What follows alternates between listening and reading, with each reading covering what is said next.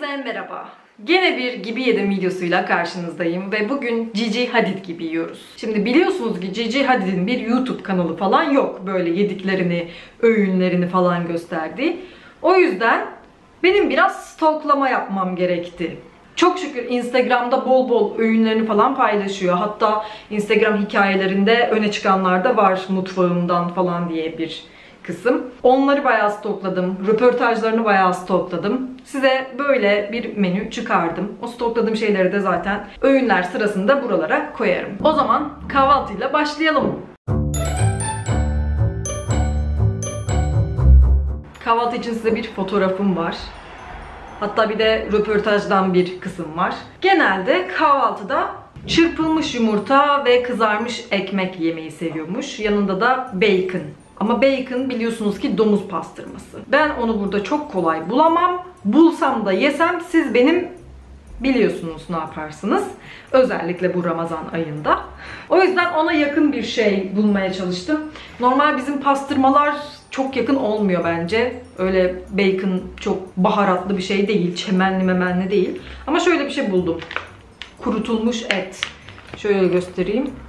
Bu bayağı yakın gibi duruyor. O yüzden bundan koyacağım. Bu arada Ramazan falan demişken şöyle minik bir açıklama da gireyim buradan.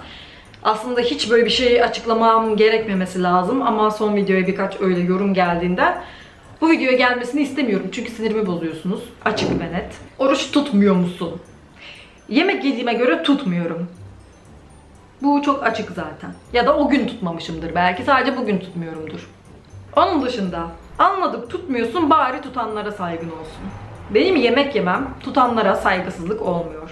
Benim yediğim yemeği YouTube'a koymam da oruç tutanlara saygısızlık olmuyor.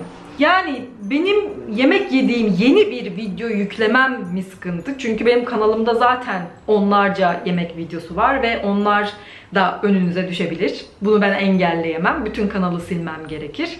Onun dışında televizyonda da bir sürü yemek programları var. Yani hadi onu geçtim. Yani bu videoya tıklamak sizin elinizde olan bir şey. Eğer canınız çekiyorsa, etkileniyorsanız kapak fotoğrafından ve başlığından açıkça yemekle ilgili olduğunu anladığınız bir videoya tıklamayın. İftardan sonra tıklayın çok izlemek istiyorsanız beni. Bu kadar. Teşekkür ederim. Şimdi kahvaltıya geçecek olursak önce fırına kızarması için 2 parça ekmek koyacağım. Hatta 2 parça çok, bir parça koyacağım. Çünkü onunki bundan daha küçük. Ve 2 tane yumurta çırpacağım. Scrambled egg. Siz Türkler ne diyor? Çırpılmış yumurta yapacağım.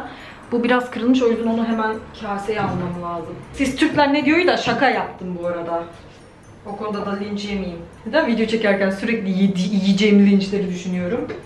Gerçi çok normal bir insan psikolojisi.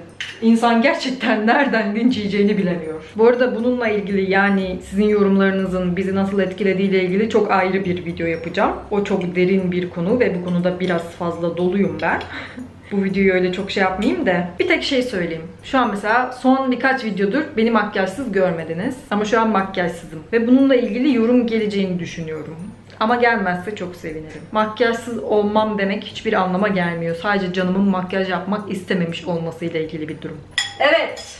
Şimdi ben çırpılmış yumurta yaparken buna birazcık süt koyuyorum.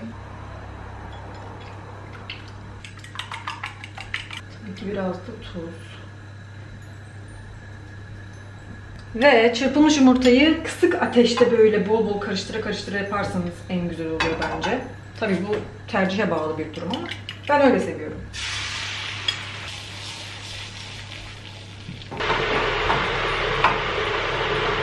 Bu tamam. Şimdi bir de bu eti birazcık pişireceğim. Yağsız falan direkt öyle tavaya atacağım. Ay tam şey gibi duruyor işte. Bacon gibi duruyor.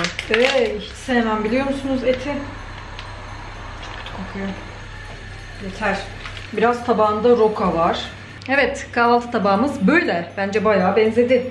Yanında da içecek olarak hem kahve hem portakal suyu içiyor. Kahve şöyle ben şu tarz Nescafe gibi bir şey yapacağım. Ve Instagram'ından gördüğüm kadarıyla da sütlü içiyor. Şeker koymuyordur diye düşünüyorum. O yüzden koymuyorum. Bir de portakal suyu. Yani ben size şimdiden neyi sevmeyeceğimi söyleyeyim burada. Tabii ki de şu eti. Ama başlayalım bakalım.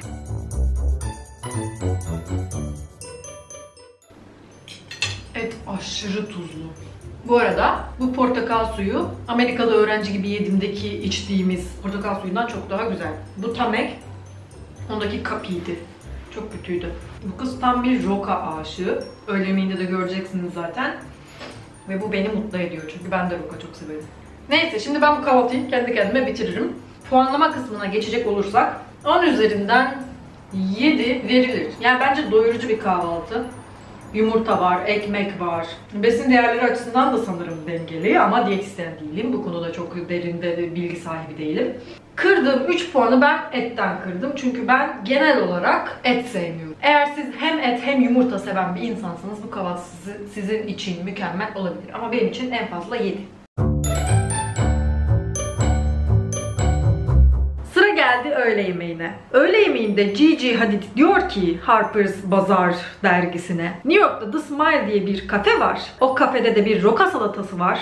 Ben bu salatayı hayatımın her günü yiyebilirim diyor. Şimdi o restoranın roka salatasını arattığım zaman herhangi bir fotoğrafa ulaşamadım. Kafenin Instagram'ına baktım, Google'da bir sürü arattım falan. O kafenin o salatasına dair bir fotoğraf bulamadım. Bir sürü başka fotoğraf buldum, işte üzümlü, etli roka salataları falan.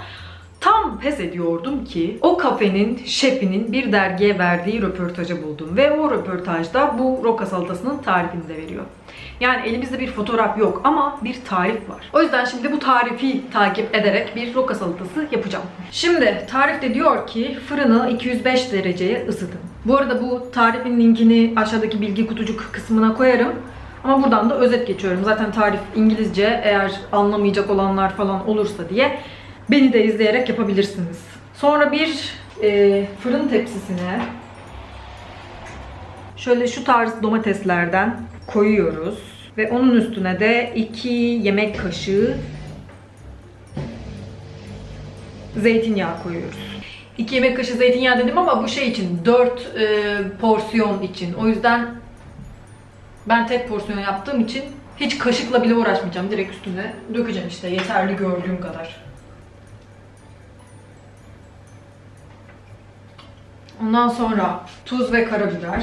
Tuzu 1 çay kaşığı tuz diyor. 4 porsiyon için. Karabiberin miktarını vermemiş herhalde, bakayım. Aynen, karabiber göz kararı.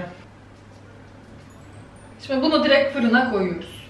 Domatesler böyle pörtleyene kadar 25 dakika falan fırında kalacakmış. Okey, tam olarak 25 dakika oldu. Şimdi çıkarıyorum domatesleri. Oy, fazla mı durdular? Şimdi bu domatesleri benim ayırmam ama sularını da ayrı ayırmam lazım. Bunu nasıl yapacağız bakalım. Suyu pek kalmamış gerçi ama ay, bunlar iyice pörsümüş ya. Neyse, zaten bence bu bayağı az bir domates oldu. O yüzden ben bir parti daha koyacağım. Onları daha az tutacağım fırında. İkinci partiyi de çıkarıyorum şimdi. Bu 10 dakika falan durdu ama yeter. Bunun suyunu da sos için ayırıyoruz. Şimdi salatanın sosunu yapıyoruz. Bu domateslerden ayırdığımız suya biraz sirke katıyoruz. 4 kişilik tarife göre 1 yemek kaşığı sirke diyor. Ben tek kişilik yaptığım için işte 1 çay kaşığı falan koyacağım. Yarım çay kaşığı şeker diyor 4 porsiyona. O yüzden hani şunun ucuyla falan olacak herhalde. Birazcık daha tuz. Bunları karıştırıyoruz. Ondan sonra biraz da zeytinyağı koyacağız. Onu da ben göz kararı yapıyorum artık. Şimdi ben bu domatesler fırındayken rokalarımı yıkadım, ayıkladım falan. Ona domateslerin büyük bir çoğunluğunu ekliyormuşuz. Ve sosumuzu koyuyoruz.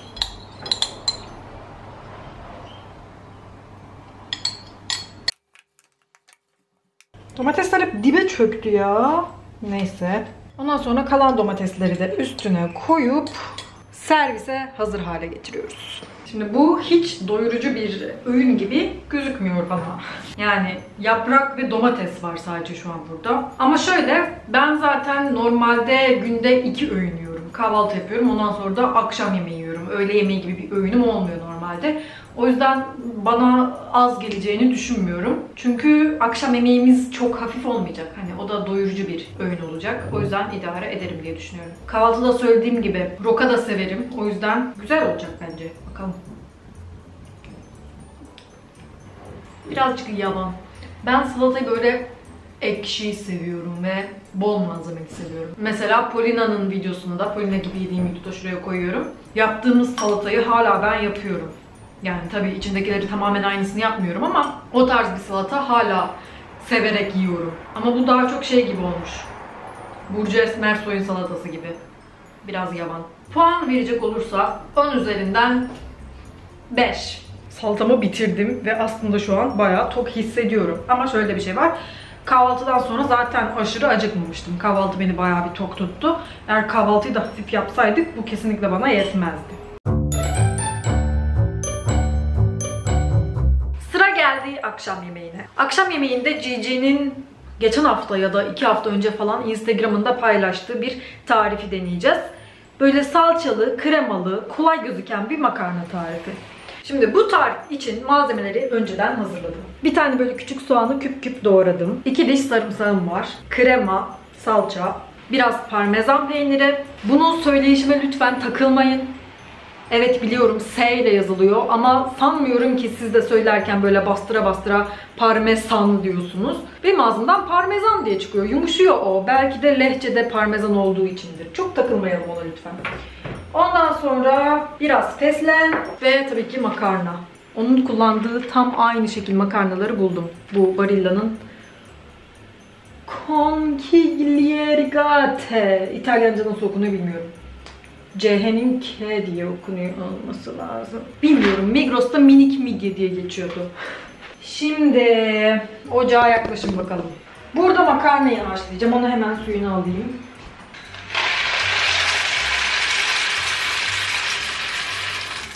Soğanları kavuruyoruz. Sarımsakları da ekliyoruz. Sonra buna salça ekliyoruz. O fesleğenli salça koymuş. O yüzden ben de buna biraz fesleğen ekleyeceğim böyle.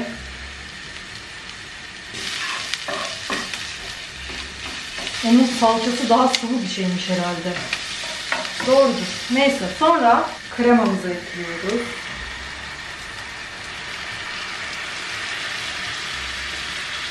Sonra tuz, karabiber ekliyormuşuz. Ve biraz da pul biber.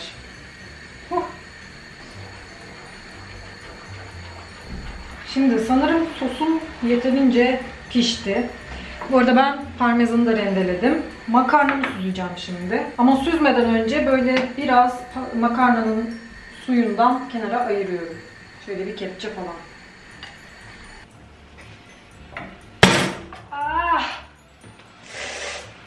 Zaten bir videoda da kendime bir şey yapmasam şaşıracağım. Neyse. Şimdi bu sosun içine şu makarnadan ayırdığımız suyu koyuyorum.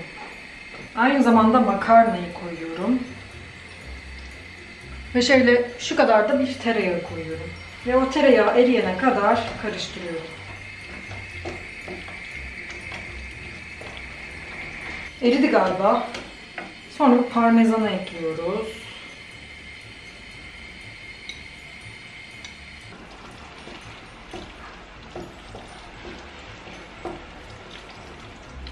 Bu kadar. Tarif bu. Tabağımıza alıp yiyoruz sonra da. Güzel kokuyor ve görünüyor. Bakalım. Salçalı makarnanın bir seviye üstü gibi bir şey oldu. Güzel ama kokusu tadından daha güzel. Arkadaki çöp arabası için kusura bakmayın, duyuyorsunuz eğer. Yani öyle çok hayran bırakıcı bir tadı yok. Ben bunun yerine bu kadar uğraşmaktansa, gerçi çok da uğraşmadık ama salçalı makarnayla karşılaştırıyorum normal. Normal salçalı makarna yaparım. Onun üstüne biraz parmesan peyniri dökerim. Bence daha güzel bir de olabilir. Biz daha önce hiç gibi yedimlerde makarna yaptık mı? Mac and cheese yaptık. Onu tercih ederim mesela. Ama puan verecek olursak 6 ile 7 arasındayım. 6,5 verelim. Biraz hayal kırıklığına uğradım. Daha güzel bir tat, daha değişik bir tat beklemiştim. Neden bilmiyorum. İçinde zaten yani salça, soğan, sarımsak, krema var. Niye öyle değişik ümitlere girdim bilmiyorum ama. Çünkü görünüşü çok daha güzel. Neyse, çok uzatmıyorum. Böylece günü de tamamlamış olduk. Şöyle genel bir değerlendirme yapacak olursak bence gayet doyurucu ve tatmin edici bir menüydü. Öyle aç kalmadım. Kız sonuçta süper model ama aç bırakmadı beni sağ olsun. Eğer beğendiyseniz lütfen beğen butonuna tıklayın. Ve bunu söylememizin sebebi, size şuradan açıklama yapayım. Siz o beğen butonuna tıkladığınız zaman YouTube videoları daha çok öneriyor. YouTube videoları daha çok önerdiğinde benim videolarım daha çok izleniyor. Benim videolarım daha çok izlendiğinde kanalım daha çok büyüyor. Bu yüzden sizden videoları beğenmenizi istiyorum. Yani eğer bana yardımcı olmak istiyorsanız videoları beğenirseniz sevinirim. Kanalıma da abone olursanız iyi olur. Beni Instagram'da da takip edin. Kaldım orada 5000'de. 10.000 olayım da böyle bir swipe up yapayım. Neyse, izlediğiniz için çok teşekkür ederim. Bir sonraki videoda görüşmek üzere. Bay bay.